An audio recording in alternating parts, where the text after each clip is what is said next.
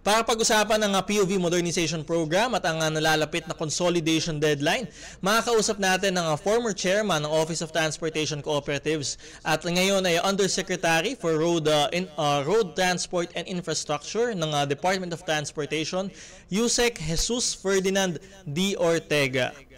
Magandang araw po, Chair Ortega. Yusek Ortega, welcome back sa Usaping Legal at kayo ay napapakinggan sa Radyo Pilipinas at napapanood din sa Free TV. Attorney Danny Galang, good morning. Nice to be in your program muli, no? Magandang umaga sa inyong lahat. Chair, Yusek Ortega, una ho po sa lahat, no? Ano ho ba yung, I understand, no? Kayo ho ay nasa DOTR na ho ngayon. Pero during nung deadline nga po, no? Ano po ba yung mga nagawang hakbang o programa ng OTC mula nung huli hong deadline hanggang sa kasalukuyan upang mapataas naman ho yung consolidation rate ng mga PUVs? Unang-una, nag-communicate agad kami sa LTFRB, no? Lalo na sa region ng NCR. Inalam namin kung ano bang lugar dito sa Metro Manila, medyo mababa ang consolidation para bigyan natin mas maraming pansin ang mga asosasyon doon para makausap, papaliwanagan. So, we got it. Nag-connect kami agad sa unang-una sa Manila at saka sa San Juan para mag-coordinate sa LGU at nag-set up kami ng mga forum sa lugar na yon at sa iba pa para last minute, last days, makausap sila para talagang maging clear dun sa mga gusto namang magtanong pa or baka may interest pa. So yun yung mga ginawa namin, and LTFRB also, they did some forum,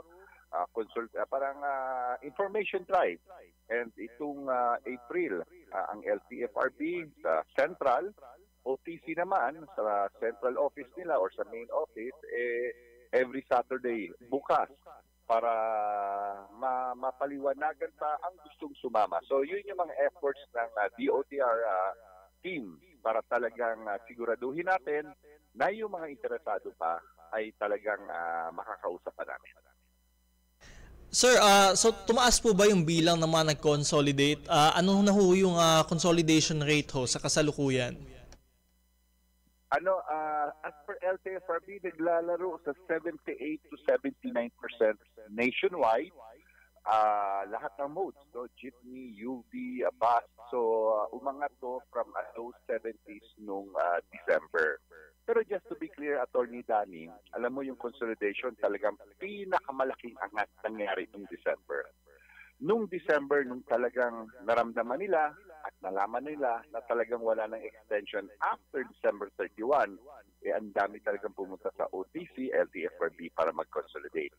Ito namang extension ng 3 pang buwan, this was really a request of DOTR coming from the transportation sectors na kung pwede dagdagan pa ng panahon para yung mga nasa dulo ng pag-iisip papagbigyan. So I think we expect 2% or a little more from last year's end, noong December 31. Pero alam mo, yung numero, malaki or maliit ang increase. Ang importante, yung gustong sumama, narito lang ang gobyerno. Malinaw po yan, sir. Nasa around 80% na nga ho yung consolidation ho nationwide. Sir, ito sinasabi ng mga transport groups kasi na hindi sila daw tutol talaga sa modernization. At tutol lamang sila doon sa consolidation at sa pagbawi ng kanilang mga individual na prangkisa. Ano po ang reaksyon nyo dito at maaari nyo din po bang talakayin yung mga benepisyo ho ng consolidation para sa ating mga drivers?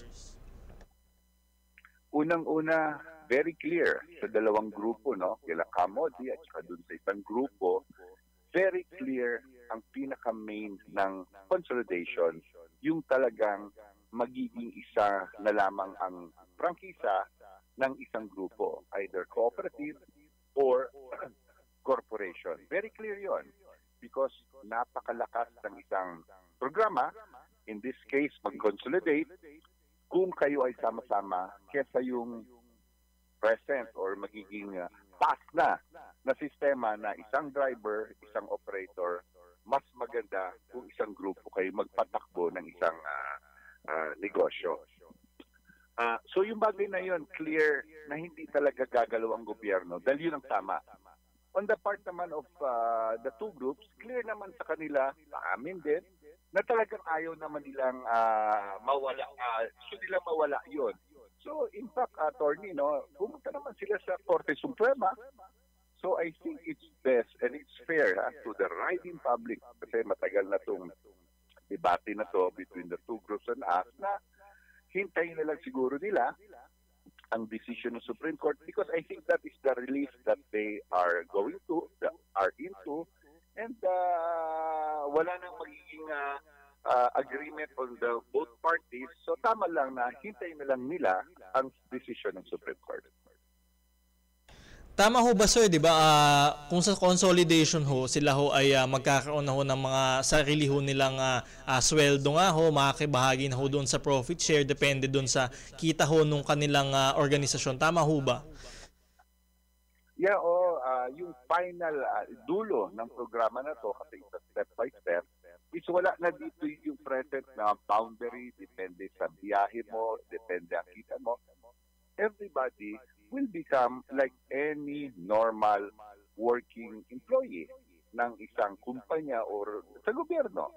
Meron kang sweldo, pag lumagpas, may overtime, meron kang SSS, may pag-ibig, may PhilHealth, and then sa kooperatiba, meron pa yan mga profit sharing kung maganda ang kita nyo for the year. That's on the part of the drivers, no, or yung mga dating operators. And then for the commuters, maraming improvement. Alam mo naman, di ba, yung mga reliability ng biyahe, wala nang cutting trip, 24 hours may sasakyan dahil i-dispatch siya properly, no, ng mga kooperatiba. Tapos wala na dito yung sobrang ipapalabas na sasakyan, kaya nagka-traffic. Pag oras naman ng maraming pasahero, konti lang sasakyan. So there will be proper dispatching of vehicles. So those are just the things, part of the program, at malaking pagbabago talaga ito para sa atin. And sir, talagang yun nga ho, malinaw talaga na maganda ho ang layunin, no, kung talagang maayos na ma-implement itong PUV modernization program. So itong nakaang linggo naman ho, may mga eksperto naman na nananawagan daw ng suspension ng PUV modernization program. At nagsasabi nga ho na dapat tutukan ng pamahalaan yung nakakanasan na Carmageddon sa kalsada at i-prioritize nito yung mass public transport system. Particular na ho yung komprehensibong rapid bus transit system. Ano po yung reaksyon nyo dito? Sabi nila 2% lang daw yung jeep na nasa kalsada at bakit yun ang kailangan pang pag-initan? Alam mo, itong programa ng modernization, not only of the vehicles, but of the program, the dispatching, the totality, no, ng pagbabago ng ating sistema sa transportasyon, precisely nagko-contribute to para mapaganda ang traffic. This is really part of the solution. Maraming solution. Mass transit, it will take years, but it's going on. Yung paglilinis ng mga basura para maluwag na yung kalye, part. LGUs, gagawin nilang mas maaga ang pasok para maiba sa private, part of the solution. Yung mga government offices, no, ng national government na nandito sa Metro Manila, dapat pala ang iba nasa Region 4A, ililipat na dapat kung saan sila, part of the solution. So lahat to, kasama itong programa, is part of the solution ng trapiko. So ang ibig ko sabihin, ika nga yung sabi nila sa Armageddon, sa traffic, precisely, tutulong to. Ngayon yung sinasabi nilang 2%, alam mo, at the end of the day, I cannot debate on the percentage, pero 1, 2, 3, 10, 100%, lahat kailangan mag-contribute. It cannot be na, hintayin natin sabay-sabay tayo. Hindi. Isa-isa, kung kaya, marami, kung mas maganda, but all should contribute. Kaya yung sinasabi ng mga kaibigan natin regarding the delay, I think it's parang hindi na panahon yung delay. I think ang importante is implement na and improve it further. I think that's the proper message. Ayun sir, malinaw din ho yan. No? Talagang kailangan multi-pronged approach nga ho yung kinakailangan para talagang maresolba yung traffic dito sa ating bansa, dito sa Metro Manila. So ito, posible pa po bang mabigyan ng extension itong April 30 na deadline? I understand may sinabi na rin ho ang Pangulong Marcos dito. Posible pa ho ba ang extension dito? Clear ang message ng Pangulo ng town hall 2 weeks ago. It was asked, wala nang extension ng deadline. Just to clarify, during the time of the President, twice siya nag-extend. One extension was because bago lang ang ating Pangulo at nakita niya yung mga concerns that was raised, so it was just proper na in-extend niya yun up to December 31. That is fair. Yung December to April 30, talagang firm siya December 30, pero pinagbigyan niya dahil tama naman. Hintayin, buksan pa natin ang pintuan, baka may mga iilan pang natitira. And that was very parang human of him. Pero yung pagdating ng April 30, we do not see any reason to extend. Wala nang tamang rason for it to be extended. In fact, let us now look at the commuters. They need this already. Huwag na nating i-delay pa ang programa na alam naman natin, lahat tayo alam natin without any emotions attached, kailangan ng ating commuters. Eto sir, for emphasis lang ho para sa kaalaman ng ating mga kababayan, ano po ang mangyayari sa mga PUV operators na hindi nakapag-consolidate matapos ang April 30 deadline at babiyahe pa din ho sa ating mga lansangan? Consolidation-wise, it ends April 30. Klaro yun. Yung pagbabahay nila, normally, after April 30, bawal na. Wala ka ng prakisa. Ngunit, tingnan muna natin ang magiging information, notice ng LTFRB. Because alam mo naman, attorney, being a lawyer po kayo, na may due process, may mga kailangan gawin. So kung kailan sila actual na hindi na dapat bumiyahe, I do believe LTFRB will make an information, an announcement. Going back to the operators, na voluntarily, on their own, nag-decide na hindi mag-consolidate because at the end of the day, this is a business decision by the operators. Assuming ayaw nila mag-consolidate, respetuhin natin yon.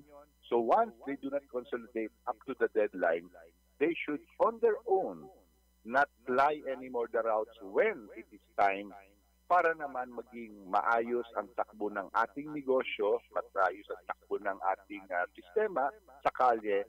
I think they should also carry the consequence nung hindi nila pag-consolidate by not flying the routes when it's time not to fly the routes. Parang that's a mature way to look at it, attorney.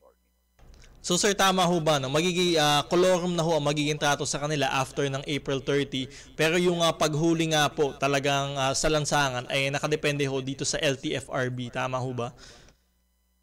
Tama po yun. LTFRB will make that information. Once it is time na hindi na at bumiyahe po sila, they will fall under the no franchise.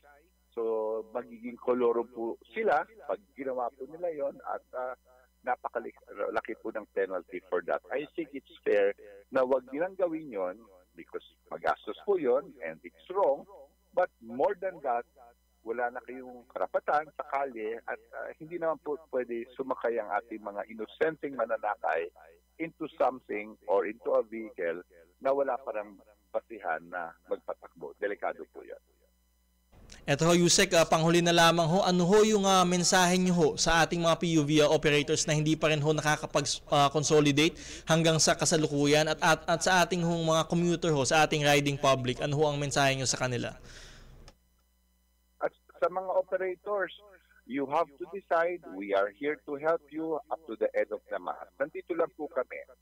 2 hour drivers, which is another group, we are here to help you. Kung yung kung yung operators nyo ayaw na magnegosyo, ayaw na magbiyahe, tutulungan po namin yung mga drivers magkaroon ng trabaho sa mga kooperatiba or korporasyon para po hindi maputol or rather tumuloy-tuloy pa ang kanilang trabaho para sa kanilang pamilya. Yun ang mensahe sa mga drivers. Sa mga commuters po, this is your program.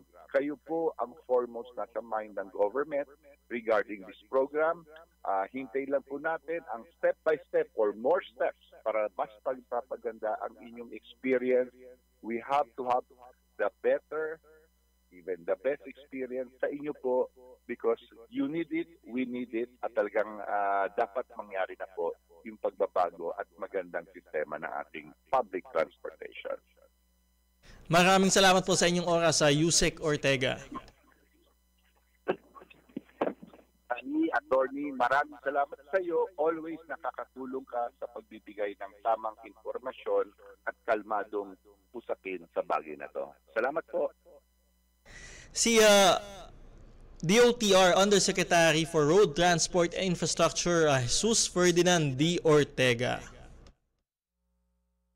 Sa pagbabalik ng usaping legal, sasagutin ko naman po ang inyong mga katanungang legal. Mag-text na inyong mga katanungan, comment or action sa ating programa sa cellphone number na 0917-626-1169, 0917-626-1169 o hanapin ang ating live stream sa Attorney Dan Nigalang Facebook page at sa Facebook page ng Radyo Pilipinas. Magbabalik ang usaping legal matapos lamang ng ilang paalala.